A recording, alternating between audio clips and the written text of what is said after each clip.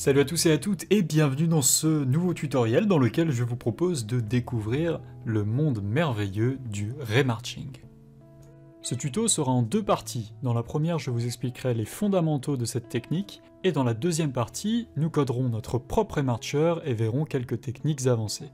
Le remarching est une technique de rendu qui permet d'afficher ce que l'on appelle un signed distance field, autrement dit, un champ de distance signé.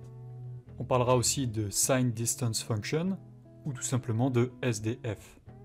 Une SDF, c'est une fonction qui nous permet en tout point dans un espace de savoir la distance à un objet. Alors dit comme ça peut paraître un petit peu compliqué, donc regardons un exemple en détail. Pour cet exemple, on va rester dans un espace en deux dimensions. On va placer un objet et admettons qu'on connaisse sa fonction de distance. Si on donne à la fonction de distance d'un objet un point, elle nous retournera la distance la plus proche qui sépare ce point de la surface de cet objet.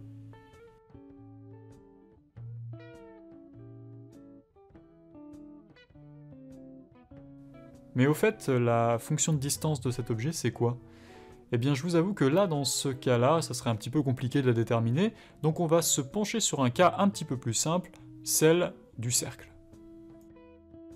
Si on a envie de connaître la distance entre ce point P et le cercle, représenté par la longueur du segment en pointillé orange, il nous faut tout simplement connaître la distance du point P au centre du cercle et de soustraire le rayon du cercle R. Pour connaître la distance entre P et le centre du cercle, on va faire appel à notre vieil ami le théorème de Pythagore. Comme vous le voyez, on a un triangle rectangle. Ce qu'on cherche, c'est la longueur de l'hypoténuse de ce triangle rectangle, à savoir la distance entre C et P. Vous voyez que, d'après le théorème de Pythagore, on a A carré plus B carré est égal à C carré. A, dans notre cas, c'est la distance rouge, Px moins Cx. B, c'est la distance verte, Py moins Cy. Donc, on peut écrire Px moins Cx au carré plus Py moins Cy au carré est égal à la distance entre P et C au carré. On prend la racine carrée des deux côtés et on a la distance D entre P et C. On soustrait le rayon et comme vous le voyez, on a donc maintenant une formule qui nous permet en n'importe quel point de connaître la distance à un cercle. En général, pour simplifier les calculs, on donne les fonctions de distance par rapport à l'origine du monde en 0, 0. Notre formule pour la distance du cercle devient alors la distance du point par rapport à l'origine moins le rayon du cercle. Déplacer l'objet dans le monde dans une direction reviendra alors à déplacer le point dans la direction opposée. Par exemple, imaginez-vous au centre de la Terre, pour que celle-ci se trouve devant vous, vous pouvez soit déplacer la Terre, soit vous reculer. Donc là on a à peu près compris ce que c'était qu'une SDF, on a démontré la SDF du cercle, mais à quoi ça peut nous servir pour rendre des belles images? C'est ce que je vous propose de découvrir maintenant avec l'algorithme du remarching.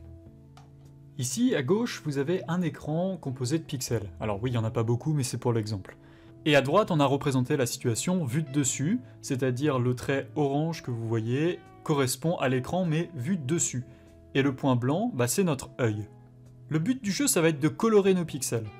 Pour pouvoir définir la couleur d'un pixel, ce que l'on va faire, c'est qu'on va lancer un rayon depuis notre œil en direction de ce pixel, et si ce rayon touche un objet, eh bien on va pouvoir afficher la couleur de l'objet. Et si jamais le rayon ne touche pas d'objet et qu'il s'en va à l'infini, eh bien après une certaine distance on considère que c'est le décor et donc on affiche une couleur par défaut. Et vous l'aurez compris, si on répète l'opération sur chacun des pixels, on va avoir la forme de l'objet qui va apparaître à l'écran. La question qu'on pourrait se poser, c'est comment on fait avancer le rayon dans sa direction et surtout comment on teste s'il a touché notre objet ou pas. Et là, vous me voyez venir, on va revenir sur les SDF. Alors, ce que je vous propose de faire, c'est de voir en détail le voyage d'un rayon. Donc c'est parti. Admettons qu'on ait un objet, qu'on connaisse sa fonction de distance, et qu'on soit en train de passer à travers un pixel en violet ici. Donc pour ce pixel, notre rayon va toujours aller dans cette direction.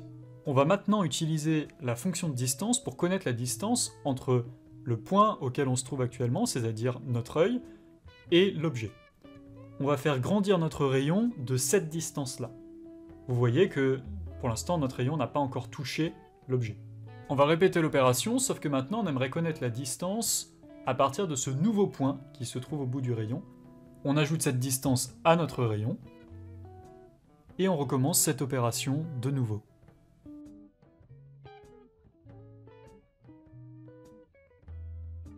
Quand la distance est tellement petite, on considère qu'on a touché notre surface.